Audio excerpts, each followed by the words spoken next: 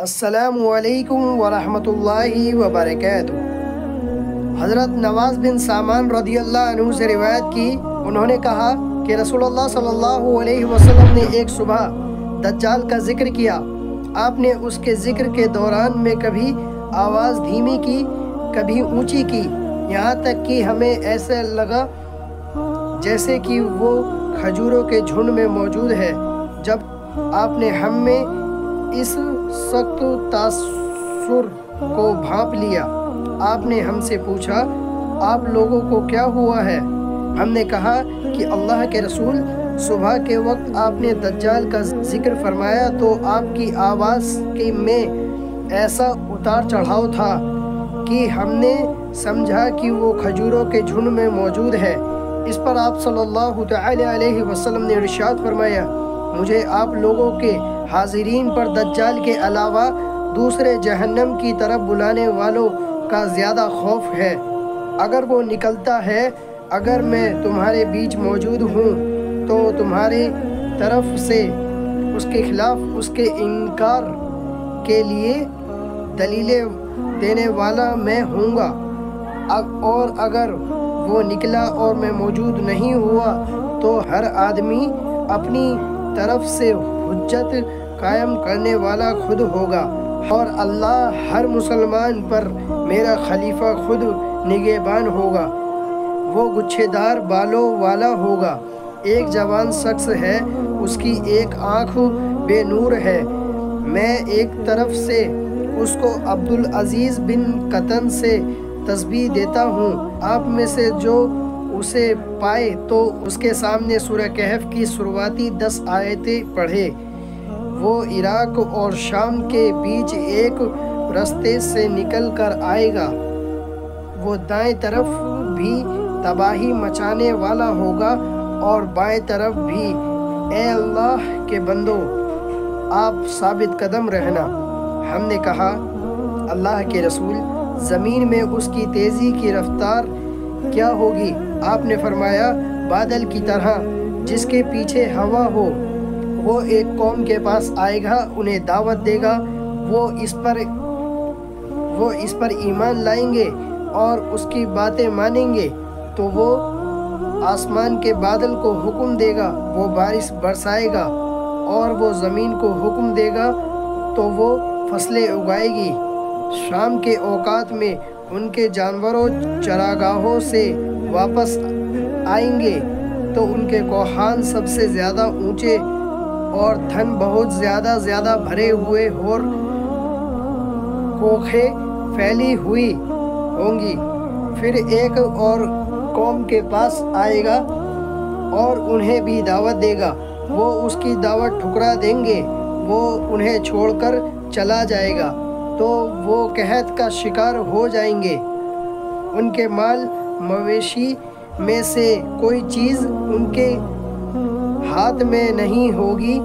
وہ دجال بنجر زمین میں سے گزرے گا تو اس سے کہے گا، اپنے خزانے نکال تو۔ اس بنجر زمین کے خزانے اس طرح نکل کر اس کے پیچھے لگ جائیں گے جس طرح شہد کی مکھیوں کی رانیاں ہیں۔ پھر وہ ایک بھرپوری جوان کو بلائے گا اور اسے تلوار مار کر یکبارگی 2 حصے میں تقسیم کر دے گا، جیسے نشانہ بنایا جانے والا ہدف اچانک ٹکڑے ہو گیا ہو۔ پھر وہ اسے بلائے گا، وہ زندہ ہو کر دیکھتے ہوئے چہرے کے ساتھ ہنستا ہوا آئے گا۔ وہ دجال اسی عالم میں ہوگا جب اللہ مسیح ابن مریم علیہ السلام کو اٹھانا فرما دے گا۔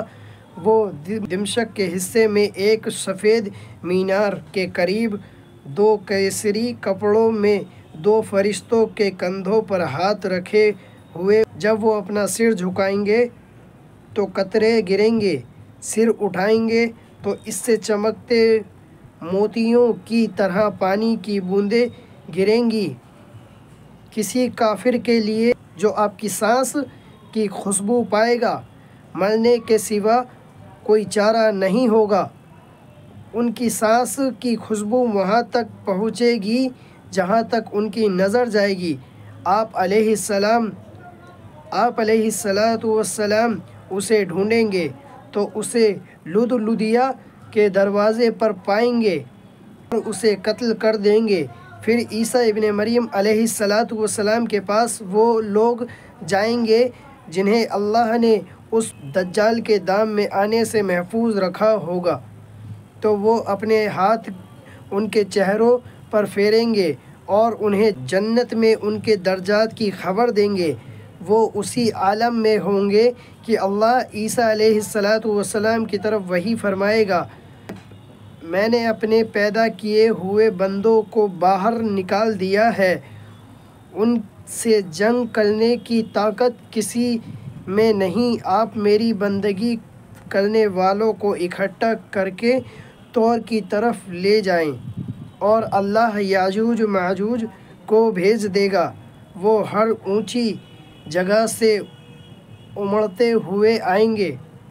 ان کے پہلے لوگ میٹھے پانی کی بہت بڑی جھیل بحیرہ طبریہ سے گزریں گے، اور اس میں جو پانی ہوگا اسے پی جائیں گے۔ پھر آخری لوگ گزریں گے تو کہیں گے، کبھی اس بحیرہ میں بھی پانی ہوگا۔ اللہ کے نبی حضرت عیسیٰ علیہ السلام اور ان کے ساتھی گھیر ہو کر جائیں گے، یہاں تک کہ ان میں سے کسی ایک کے لیے بیل کا سر اس سے بہتر قیمتی ہوگا جتنے آج تمہارے لیے 100 دینار ہیں۔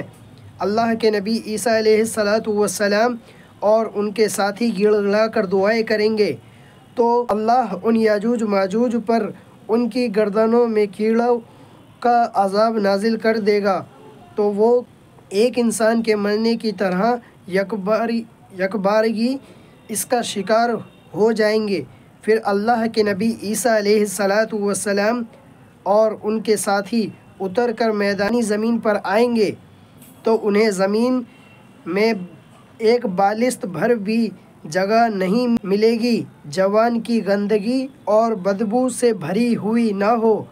اس پر حضرت عیسیٰ علیہ السلام اور ان کے ساتھی اللہ کے سامنے گڑ گڑائیں گے تو اللہ قسمت اونٹوں کے جیسی لمبی گردنوں کی طرح کی گردنوں والے پرندوں بھیجے گا جو انہیں اٹھائیں گے اور جہاں اللہ چاہے گا وہاں پھینکیں گے۔ پھر اللہ ایسی بارش بھیجے گا جس سے کوئی گھر اینٹا ہو یا ان کا خیمہ اوٹ مہیا نہیں کر سکے گا، وہ زمین کو دھو کر شیشے کی طرح صاف کر چھوڑے گی۔ پھر زمین سے کہا جائے گا، اپنے پھل لاؤ، تو اس وقت ایک انار کو پوری جماعت کھائے گی اور اس کے چھلکے سے سایہ حاصل کرے گی، اور دودھ میں اتنی برکت ڈالی جائے گی کہ ایک اونٹنی کا ایک دفعہ کا دودھ لوگوں کی ایک بڑی جماعت کی کافی ہوگا، اور گائے کا ایک دفعہ کا دودھ لوگوں کے قبیلے کو کافی ہوگا، اور بکری کا ایک دفعہ کا دودھ قبیلے کی ایک شاخ کو کافی ہوگا۔ وہ اسی عالم میں رہیں گے کہ اللہ ایک عمدہ ہوا بھیجے گا، وہ لوگوں کو ان کی بغلوں کے نیچے سے پکڑے گی، اور ہر مومن ہر مسلمان کی روح قبض کر لے گی، اور بدترین لوگ باقی رہ جائیں گے، وہ گدھوں کی طرح برسے آپس میں گھال میل کریں گے، تو انہی پر قیامت قائم ہوگی۔ اللہ اکبر۔ اللہ ہم سب کو دجالی فتنے سے، یاجوج ماجوج کے ہر قیامت کی بڑی سے بڑی چھوٹی سے چھوٹی نشانی سے محفوظ عطا فرمائے، آمین۔ اللہ